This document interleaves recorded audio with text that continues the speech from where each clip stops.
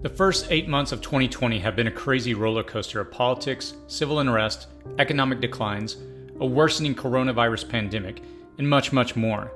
Just when it appears we're about to turn a corner, something else appears in our news feeds. After so many negative things this year, we have to ask ourselves what the rest of 2020 is going to be like. It's hard to be prepared for all the possible outcomes and to lose focus on what is important. We have just a few short months until 2021. Will things be better then?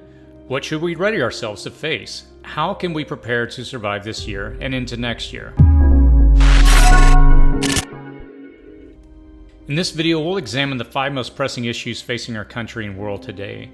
The good news is that we can prepare ourselves to survive even worsening conditions, and that there are actions today that can influence our ability to have a better outcome tomorrow.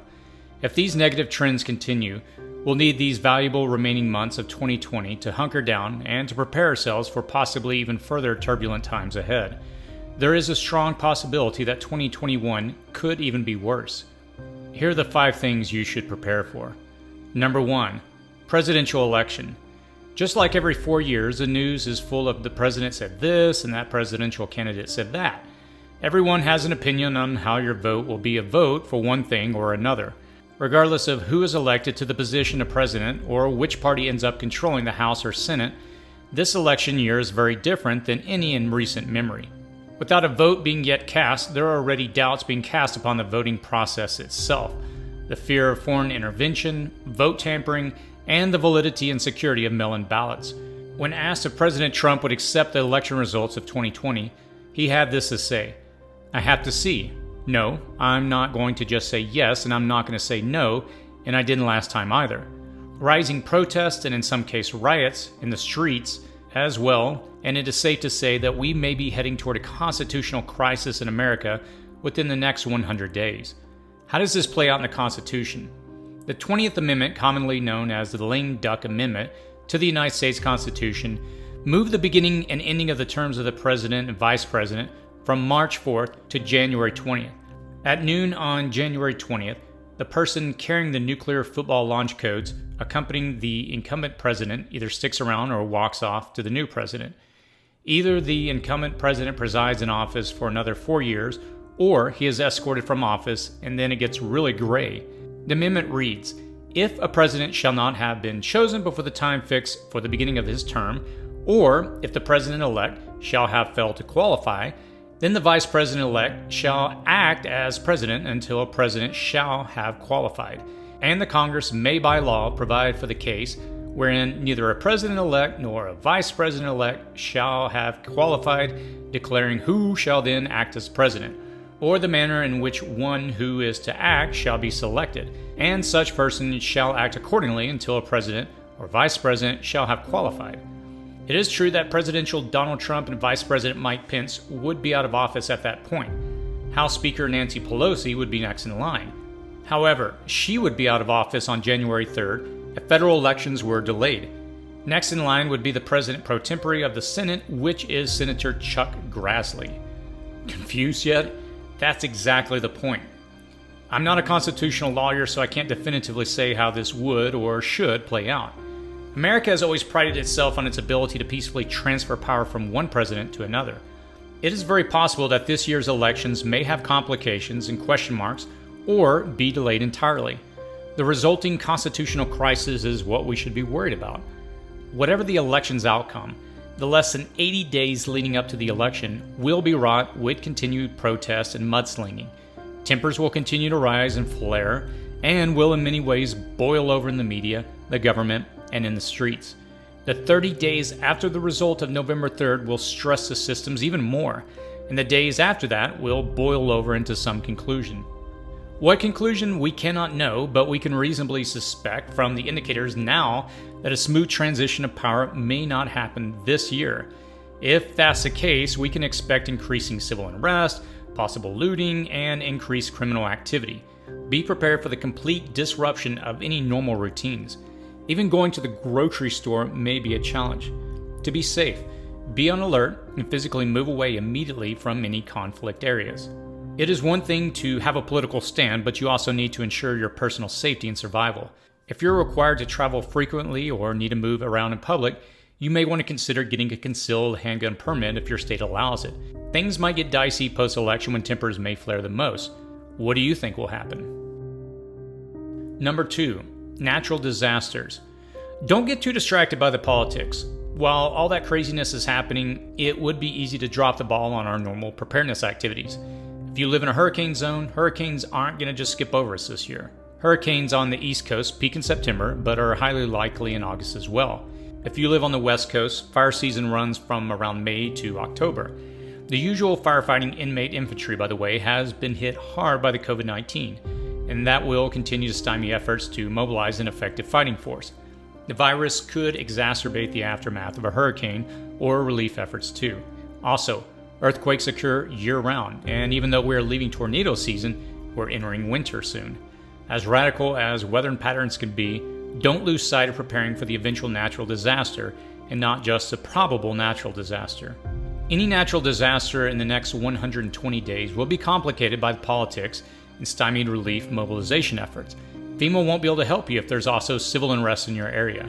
Prepare yourself and your loved ones for the possibility that you may need to be self-reliant for an extended period of time. Use this relatively calm time before a potential storm to make sure you are prepared. Please check out my other videos on emergency food, water, and other supplies you'll need to have ready. Number 3, economic collapse. Number 3 on my list of things to expect in the rest of 2020 is an economic collapse. The numbers are in, and the GDP has shrunk to historical lows, and unemployment remains extremely high. The CARES Act also placed a moratorium on certain evictions, but they expired on July 25th, after which renters should get 30 days notice of any eviction proceedings. Many states also enacted eviction bans, but nearly half of those have already expired. Are a wave of evictions and foreclosures on the horizon, or will a polarized Congress provide economic relief to individuals in an economy seemingly in freefall? Whether you agree or disagree with the closures, you have to prepare yourself and your family for a deepening economic depression. The economies of many countries have suffered greatly, and there are not any clear signs of significant corrections in the market coming. We may be living in the days and months preceding a massive economic depression.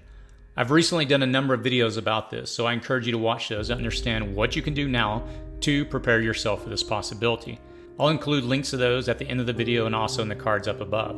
Remember, being prepared goes beyond ideology and to the core of your self-reliance, your independence. You can prepare now to survive an economic depression. Are you worried about the economy collapsing? Number 4, a worthless dollar. The US dollar has been a global currency because of the strength of our economy and military. A global currency is simply one that is accepted for trade throughout the world. Another way to refer to a global currency is reserve currency. Although the US dollar, euro, and yen are the most commonly accepted transaction mediums, the US dollar is the most popular and makes up over 64% of all known central bank foreign reserves. This has made the American dollar the de facto global currency, even though it's not an official title.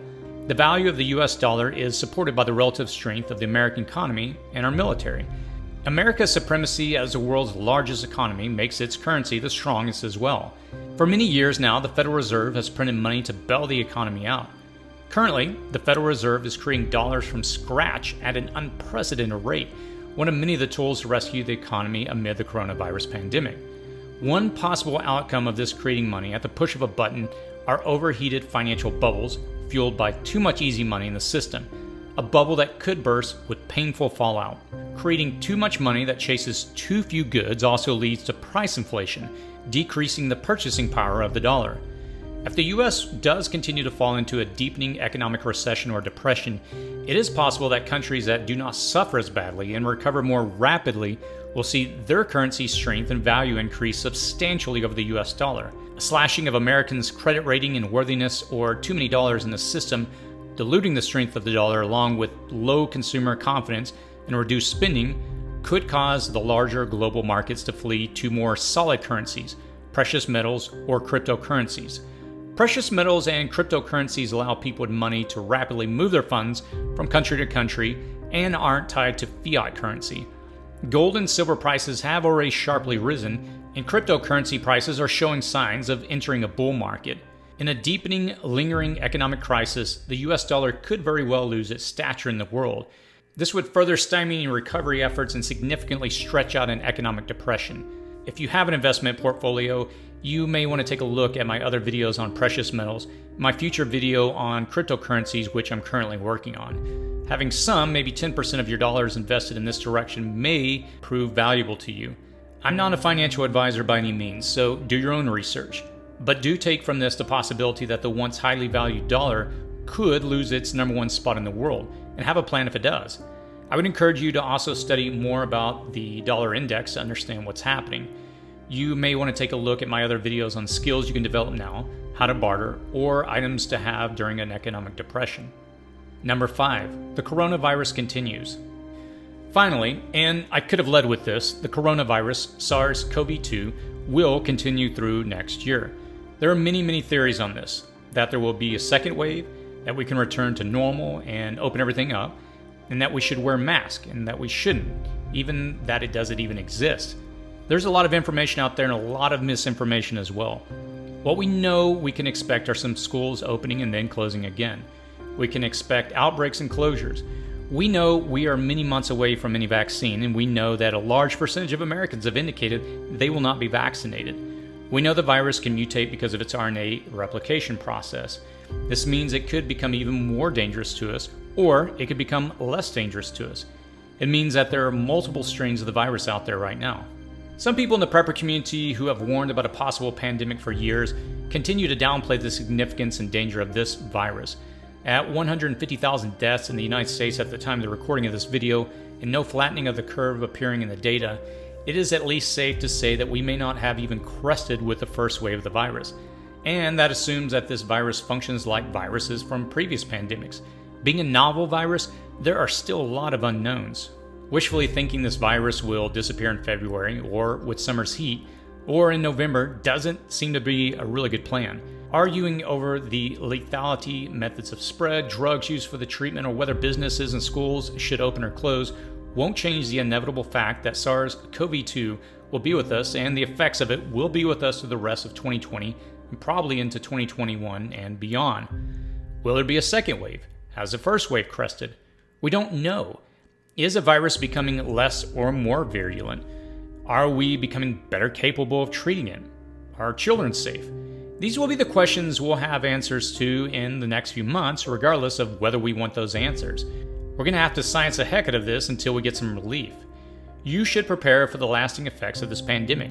Prepare your supplies, prepare yourself physically to endure the virus should you become infected, and prepare yourself for the economic impact of the virus. 2020 has been a crazy year, but we're not out of it yet. With greater political conflict, possibly high contentious election, a worsening economic climate, the normal natural disasters we're still to face, and a relentless virus, there has never been a more important time to prepare yourself and the ones you love to survive. What do you think 2021 will bring? What do you see in the future? If you enjoyed this video, please click on the like button, share on social media, and if you have any feedback or thoughts, please post that in the comments section below. As always, stay safe out there.